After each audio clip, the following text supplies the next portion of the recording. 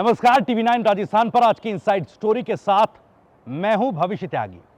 राजस्थान में जिस तरह इन दिनों आजकल जो है मौसम लोगों को कंफ्यूज के साथ साथ एक्साइटेड कर रहा है, वो इसलिए क्योंकि जून की इस भीषण गर्मी में कभी बारिश राहत देती है तो कभी लोगों को ओले चौंका देते हैं। कुछ इसी तरह से सरकार के ऐलान घोषणा भी कभी लोगों को कंफ्यूज कर रहे हैं तो कभी एक्साइटेड इसलिए क्योंकि चुनावी मौसम में मुख्यमंत्री अशोक गहलोत लगातार नई नई घोषणाएं कर रहे हैं, ऐलान कर रहे हैं और जो घोषणाएं की जा रही हैं अब सिलसिला यह भी शुरू हो चुका है कि उनका जो लाभ है वो भी लोगों तक पहुंचना शुरू हो गया है। आज मुख्यमंत्री अशोक गहलोत ने इंदिरा गांधी गैस सब्सिडी योजना के तहत जो सब्सिडी थी वो लाभार्थियों तक पहुंचाने का सिलसिला जो है उसको शुरू कर दिया है। इसके साथ साथ आपको बता दें 100 यूनिट बिजली फ्री पहले ही मुख्यमंत्री इसका ऐलान कर चुके हैं। मुख्यमंत्री ने आज एक और बड़ी घोषणा कर दी है। उन्होंने महिलाओं को फ्री स्मार्टफोन देने का ऐलान कर दिया। उन्होंने कहा कि थोड़ी देरी जरूर हो रही है क्योंकि चिप की शॉर्टेज है, इस वजह से थोड़ी देरी जरूर हो रही है, लेकिन 40-40 लाख के लॉट में राजस्थान में महिलाओं को फ्री मोबाइल स्मार्टफोन दिए जाएंगे। अब ठीक है, ये चुनावी मौसम है, बड़ी बड़ी घोषणाएं हैं। बीजेपी कह रही है कि देखिए जनता के पैसे से चुनावी रेवड़ियां बांटने का काम गहलोत सरकार कर रही है। लेकिन दूसरी तरफ भ्रष्टाचार के मामले पर जो सियासत राजस्थान में चल रही है अब उसमें एंट्री केंद्र सरकार की भी हो गई है, क्योंकि एंट्री एनफोर्समेंट डायरेक्टरेट की हुई है। रीट परीक्षा लीक मामले को लेकर ईडी ने आज 28 ठिकानों पर छापेमारी की है। इसमें आरोपी सुरेश ढाका, आरपीएससी का जो आरोपी था सदस्य, उसके ठिकानों पर भी छापेमारी की। 28 ठिकाने कुल मिलाकर जहां पर ईडी के जो अधिकारी थे वो पहुंचे, बड़ी संख्या में पहुंचे। इसके बाद सियासी महकमे में सियासी जो खेमा था राजस्थान का उसमें हड़कंप मच गया। चूंकि इस मामले में पहले से ही एंटी करप्शन ब्यूरो और सीआईडी जांच कर रही है, अब ईडी के इस पूरे मामले में एंट्री से जाहिर तौर पर यह तो साफ है कि एजेंसियों का टकराव भी सामने आ सकता है और कहीं ना कहीं गहलोत सरकार और केंद्र सरकार भ्रष्टाचार के इस मामले में अब आमने सामने की लड़ाई लड़ती दिखाई देंगी। भ्रष्टाचार को लेकर सचिन पायलट ने भी अपनी लड़ाई शुरू की थी। सचिन पायलट ने अपनी जन संघर्ष यात्रा के समापन के दौरान भी कहा था, दिल्ली से जब वापस लौटे थे तब भी कहा था कि लड़ाई जारी रहेगी, लेकिन अभी वो थोड़े शांत हैं। हम पहले भी आपको बता चुके हैं 11 तारीख को शायद सचिन पायलट कोई बड़ा ऐलान कर दे, लेकिन अभी उनकी चुप्पी हर किसी को मौका दे रही है। बीजेपी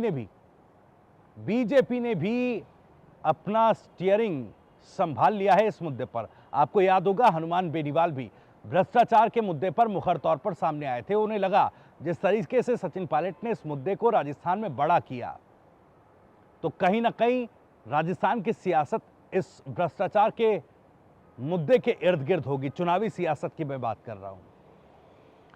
और अब बीजेपी ने भी स्टीयरिंग संभाल लिया इस मुद्दे पर। ईडी की एंट्री से साफ तौर पर यह बात तो जाहिर है कि भ्रष्टाचार के मुद्दे पर आरोप प्रत्यारोप और एक्शन, ये तमाम चीजें राजस्थान में देखने को मिलेंगी।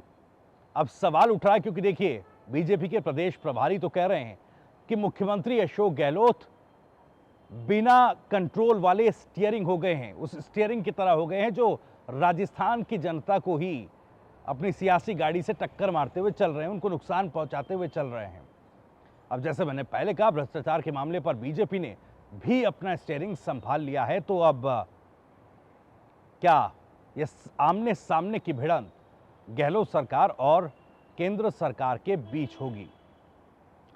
लेकिन इन सब से इतर मुख्यमंत्री अशोक गहलोत को शायद इस बात पर भरोसा है कि जो ऐलान, जो घोषणाएं वो लगातार कर रहे हैं, इस बार ये फ्रीबी ही जिनको बीजेपी चुनावी रेवड़ी बता रही है, इसी के सहारे चुनावी नैया जो है कांग्रेस की वो पार लग पाएगी।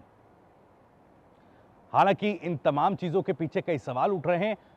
आपको बता दूं कि जिस तरह से फ्री बिजली का ऐलान किया 100 यूनिट तक, उसमें एक खबर यह भी आ रही है कि मुख्यमंत्री निःशुल्क बिजली योजना के तहत जो सब्सिडी दी जानी चाहिए थी, 1 करोड़ से ज्यादा लगभग इसके लाभार्थी हैं, 2 महीने से वो सब्सिडी नहीं पहुंची है। एक तरफ फ्री बिजली की बात कही जा रही है, उसका फायदा भी लोगों तक पहुंचना शुरू हो चुका है, लेकिन वहां पर निःशुल्क बिजली योजना के तहत सब्सिडी को क्यों रोक दिया गया? यह सवाल बीजेपी सवाल उठा रही कि बस वित्तीय प्रबंधन कर रही है सरकार, राहत नहीं दे रही है। जो पैसा निःशुल्क बिजली योजना के तहत सब्सिडी के तौर पर दिया जाना था, उसको दूसरी तरफ इस्तेमाल कर रही है और जनता को गुमराह करने का काम कर रही है। खैर, अब कितना फायदा महंगाई राहत कैंप या इस तरह की जो घोषणाएं सरकार कर रही है, ऐलान कर रही है, इसका कितना फायदा जनता तक पहुंचेगा और जनता को क्या इन योजनाओं पर भरोसा होगा, ये अपने आप में एक बड़ा सवाल है। क्योंकि जनता के मन में हमेशा ये सवाल होता है कि ये जो चुनावी वादे और दावे हैं, ये महज चुनावों के परिणामों तक की परिधि के बीच बंद कर ना रह जाए। हालांकि मुख्यमंत्री ये बात जरूर कह रहे हैं कि ये महज चुनावी घोषणाएं नहीं है, ये जो ऐलान किए जा रहे हैं, ये जो योजनाएं चलाई जा रही हैं हमेशा के लिए। उन्होंने तो आगामी बजट का एक खाका भी जनता के बीच रख दिया। उन्होंने कहा विधवा, एसटी, एससी, गरीब, इन तमाम लोगों के लिए अगला बजट समर्पित होगा। जिस तरह से इस बार युवाओं पर बजट में फोकस किया गया था, रोजगार पर फोकस किया गया था, अगला बजट जो है विधवाओं, गरीब, एससी, एसटी पर फोकस होगा। चलिए, मुख्यमंत्री लगातार बड़े बड़े ऐलान कर रहे हैं और अब जो है, जो ऐलान किए गए वो राहत भी जनता तक पहुंचनी शुरू हो गई है। गैस सब्सिडी का मैंने जिक्र किया, जो इसकी शुरुआत आज से हो चुकी है। मुख्यमंत्री ने कह दिया कि जो उज्ज्वला योजना है उसके आंकड़े अभी तक नहीं दिए गए। खाद्य सुरक्षा योजना जो राजस्थान की है, उसकी जानकारी के मुताबिक ही अब तक सब्सिडी जारी की गई है और अगर उज्ज्वला योजना के भी आंकड़े आ जाएंगे तो बेहतर तरीके से उसको इंप्लीमेंट किया जा सकेगा। एक तरीके से अप्रत्यक्ष तौर पर मोदी सरकार को निशाने पर ले लिया। उन्होंने ये भी कहा कि देखिए, एक तरीके से गैस सब्सिडी देकर 500 रुपए में सिलेंडर देकर हम तो उज्ज्वला योजना को ही प्रमोट कर रहे हैं, लेकिन बीजेपी की आदत है कि वो हमारी योजनाओं को बंद कर देती है। अब जैसा मैंने पहले कहा कि इन योजनाओं पर, इन ऐलान पर और उस राहत पर कितना भरोसा है, कितना रिलाय राजस्थान की जनता कर पाएगी, अपने आप में बड़ा सवाल। लेकिन भ्रष्टाचार पर एक बड़ा सियासी खेल राजस्थान के सियासत में आने वाले दिनों में देखने को मिलेगा और राजस्थान में सचिन पायलट की भूमिका अब किस तरह से होगी, उनकी सियासी लकीर किस तरफ बढ़ेगी, इस पर भी नजरें टिकी रहेगी। 11 जून को क्या सचिन पायलट कोई बड़ा ऐलान करेंगे, इस पर भी हर अपडेट आपको सबसे पहले पहुंचाएंगे। आज की इस इनसाइड स्टोरी में इतना ही। अगर आपको ये वीडियो पसंद आया तो वीडियो को लाइक करें, ज़्यादा से ज़्यादा शेयर करें। आप भी इस मसले पर कुछ कहना चाहते हैं तो कमेंट बॉक्स आपके लिए खुला है, अपनी राय, अपना सवाल ज़रूर रखें। इसी के साथ आज इस इनसाइड स्टोरी में इतना ही। राजस्थान से जुड़ी और भी तमाम खबरों को सबसे पहले जानने के लिए आप सब्सक्राइब जरूर कर लीजिए। TV9 राजस्थान।